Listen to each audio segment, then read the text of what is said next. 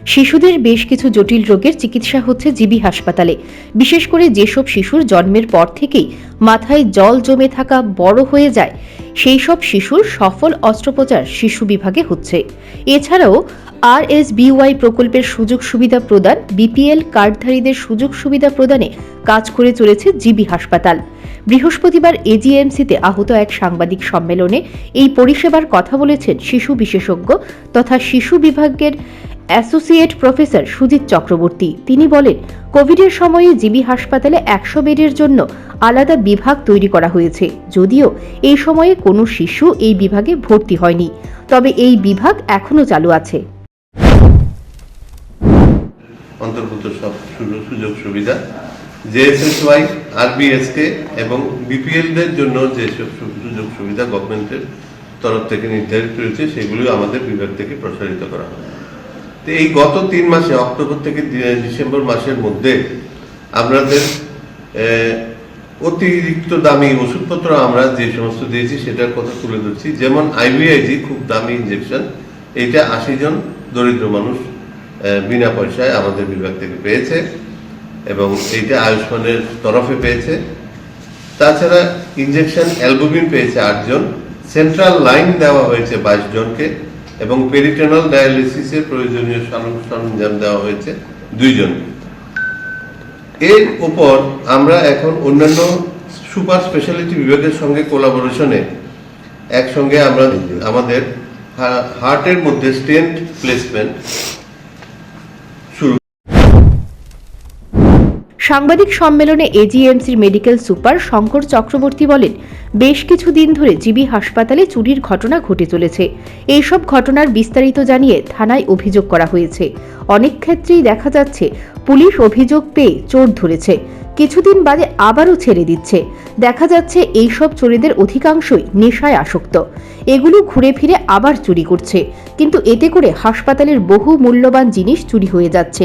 যেমন অক্সিজেনের পাইপলাইন কেটে নিয়ে গেছে, এসি লাইনের কেবল কেটে নিয়ে গেছে। এই ধরনের ঘটনা এখনো ঘটছে।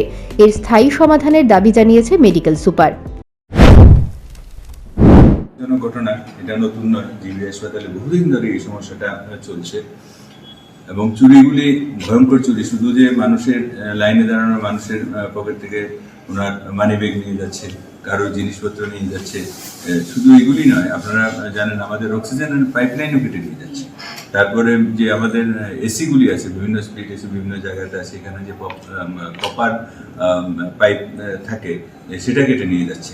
এত দামি একটা এসি বারবার এগুলি কাটার ফলে মেটার কম্প্রেসারে প্রবলেম হয়, গ্যাস যেগুলি থাকে এগুলিতে প্রবলেম হয়, এগুলি হচ্ছে। তো দু একটা ক্ষেত্রে হয়তো চোর ধরা পড়েনি, কিন্তু বেশিরভাগ ক্ষেত্রেই আপনারা জানেন চোর ধরা পড়েছে। ধরা পড়ে পুলিশের হাত পর্যন্ত আমরা দিয়ে দিয়েছি। যারা সিকিউরিটি গার্ড তারা ধরছে, ধরে অক্সিজেনের পাইপলাইন যে কেটেছে ওগুলো ধরেছে, ধরে সঙ্গে সঙ্গে পুলিশকে দেওয়া হয়েছে।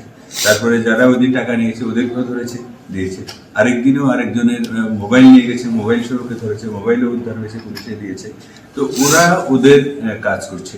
আমি বলছি না যে 100% ওরা পারফেক্ট ডিউটি করছে, কোথাও কোথাও ল্যাপস হয়তো আছে, কিন্তু পুলিশের কাছে বেশিরভাগ ক্ষেত্রেই দেওয়া হচ্ছে। এরপরে দেখা যায় কিছুদিন পর পর এগুলি এমন কিছু ধারা টারা হয়তো আছে, আমি ডিটেলস আইন সম্পর্কে আমার অত ধারণা নেই, এরা দেখে আবার 2-4 দিন করে বেরিয়ে যায়। এবং যারা চোর এরা কমন এই লোকগুলি বারে বারে চুরি টুরি করছে। বিভিন্ন ক্ষেত্রে দেখা যায় ড্রাগ এডিক্ট বা অন্য কোনো কিছু এই করে দেখা যায়। তারপরেও আমরা সিকিউরিটি গার্ডগুলিকে বারবারই কষান দিই যে তোমরা এইভাবে চললে তো চলবে না, তোমাদেরকে আরো বেশি কষা চলতে হবে, তোমরা আরো বেশি ভিজিলেন্ট থাকতে হবে যে কোথায় কোথায় এই সমস্ত প্রবলেমগুলি হচ্ছে, যে সমস্ত ভালনারেবল পয়েন্ট আছে যেখানে যেখানে চুরি টুরি বেশি হয় সেগুলিতে তোমরা আরো বেশি করে গার্ড লাগাও, আরো বেশি তদারকি করো, আরো বেশি দেখভাল করো। এগুলি আমরা সবসময় ওদেরকে বলি।